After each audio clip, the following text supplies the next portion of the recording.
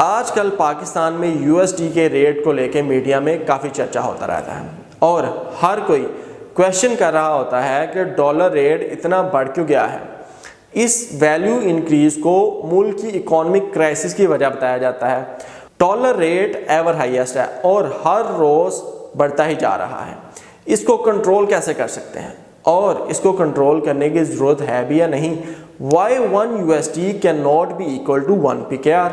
In fact, why the value of different currencies are different in every country? What are the reasons for countries to keep the value of their currency low? What are the benefits for low value of a currency?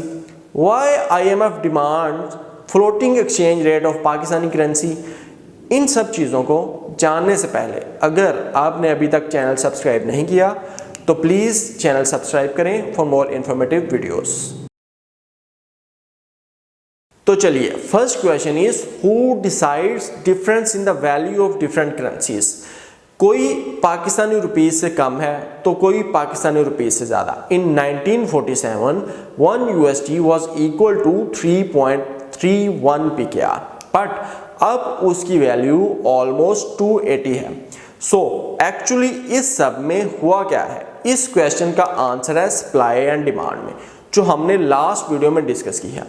हर मुल्क की अपनी currency है और आपको उस मुल्क से कोई गुड्स एंड सर्विसेज चाहिए तो आपको उस मुल्क की करेंसी बाय करनी पड़ती है टू पे the people of that country. Even आप पाकिस्तान में बैठ के अगर किसी और कंट्री की चीज़ बाय करते हैं तो उसके लिए आपको पहले डॉलर्स बाय करने पड़ते हैं, फिर उस डॉलर से उस मुल्क की करेंसी बाय करनी पड़ती है जिधर आपने पे करने हैं और उसमें आप ये कन्वर्जन चार्जेस भी देते हैं। अब करेंसी की वैल्यू को अंडरस्टैंड करने के लिए एक एग्जांपल लेते हैं।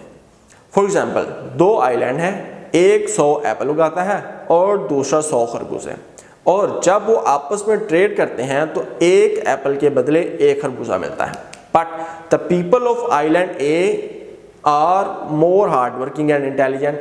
वो 100 के बजाय नेक्स्ट टाइम 200 एप्पल्स उगाते हैं, बट आइलैंड बी अब भी 100 खरबूजे ही उगाता है। So the income of island A is double while the income of island B is still same. अब आइलैंड ए 100 एप्पल्स के अगेंस्ट 100 खरबूजे भी बाय कर सकता है और बाकी 100 एप्पल से कुछ और चीज़ें भी बाय करता है, जिससे वो अपना बिजनेस ग्रो करता है। साथ में फ्रूट सैलड भी सेल करना स्टार्ट कर देता है। अब कोई थर्ड पर्सन फूड सैलड के लिए आता है आइलैंड ए पे, बट आइलैंड ए कहता है कि हमारी करेंसी एप्पल है, मुझे एप्पल में पे करो। अब थर्ड पर्सन पहले एप्पल बाय करता है और फिर बाकी की शॉपिंग करता है उस एप्पल को एज अ करेंसी यूज करके उस आइलैंड पे। इस तरह आइलैंड ए की करेंसी की डिमांड बढ़ती है तो साथ में उसकी करेंसी की वैल्यू भी इंक्रीज होती है। उस टाइम पे आइलैंड ए जो एप्पल उगाता है उसकी करेंसी की वैल्यू आइलैंड बी की करेंसी जो खरबूजे उगाता है से ऑलमोस्ट डबल है, क्योंकि उसकी डिमांड ज़्यादा है। That's how the currency value is determined. But ये इतना सिंपल नहीं है। काफ़ी सारे कंट्रीज़ हैं जो अपनी करेंसी की वैल्यू इंक्रीज नहीं करते। For example China and Japan. Although ये काफ़ी डेवलप्ड कंट्रीज़ हैं, इनके पास यूएसडी के रिजर्व्स भी काफ़ी है और इनकी इकोनॉमी एक्सपोर्ट बेस है, बट इनकी करेंसी की वैल्यू काफ़ी लो है।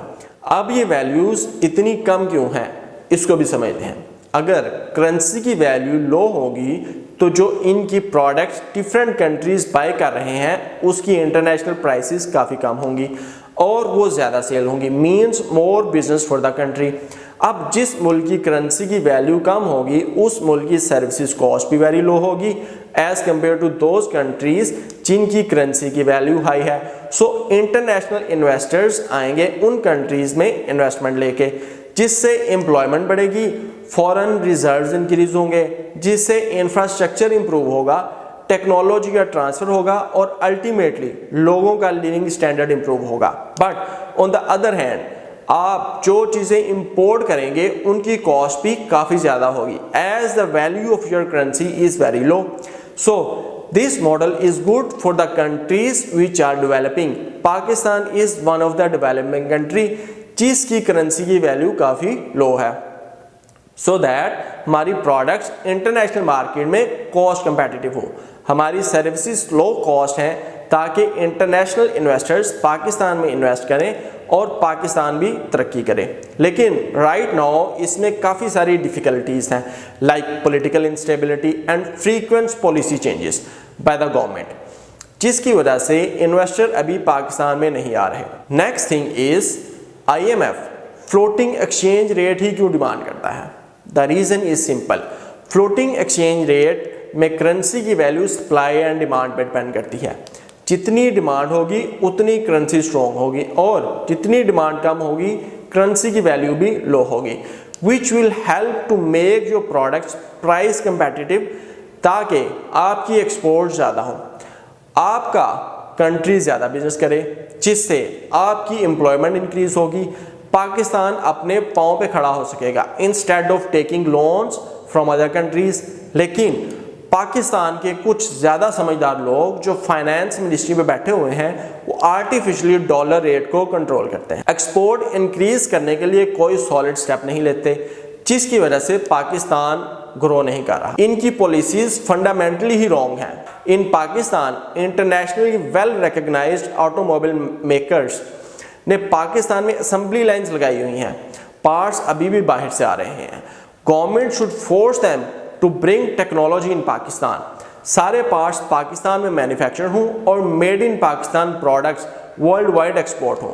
Because of the low currency value and low goods and services cost, made in Pakistan products will be more competitive than others.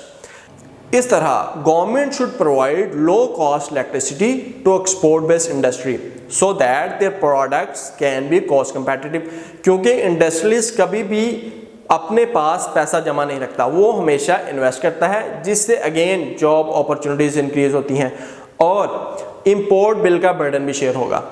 Now the most non productive sector real estate, जिसके पास ज़मीन का एक छोटा सा टुकड़ा है, बजाय इसके कि वो उस पर कोई प्रोडक्टिव फार्मिंग करे, बजाय इसके कि वो उस पर इंडस्ट्री लगाए, जॉब क्रिएशन करे, बजाय इसके कि वो लोकल आइटम प्रोड्यूस करके इंपोर्ट्स का बर्डन कम करे, वो उस ज़रखेज़ ज़मीन पे सोसाइटीज़ बना रहा है। एक ज़मीन जो 5 करोड़ की है वो ही ज़मीन 50 करोड़ में बेच रहे हैं, and this is all dead money, it's not producing anything. In fact ये कंट्री पे उल्टा बोझ बनता जा रहा है। इस इजी मनी से, जिसमें कुछ भी नहीं करना पड़ रहा, इससे जो पैसा आता है उससे लोग लग्जरीज बाय करते हैं। 14 करोड़ की लैंड क्रूजर इनने बाय की होगी, महंगी महंगी वॉचेस पहनी होंगी, लेटेस्ट एक्सपेंसिव मोबाइल्स इनके हाथों में होंगे, with no production at all. Government should ban these societies and lure people toward the productive business. Government should facilitate industrialists. Government should facilitate the international investors. That's the only solution to get out of this economic crisis. Otherwise, दुनिया कब तक अय्याशी के लिए आपको पैसे देती रहेगी? आखिर कब तक? There must be an end on these nonsense economic policies because we are already too late to compete globally. May Allah bless us with someone who can take such decisions.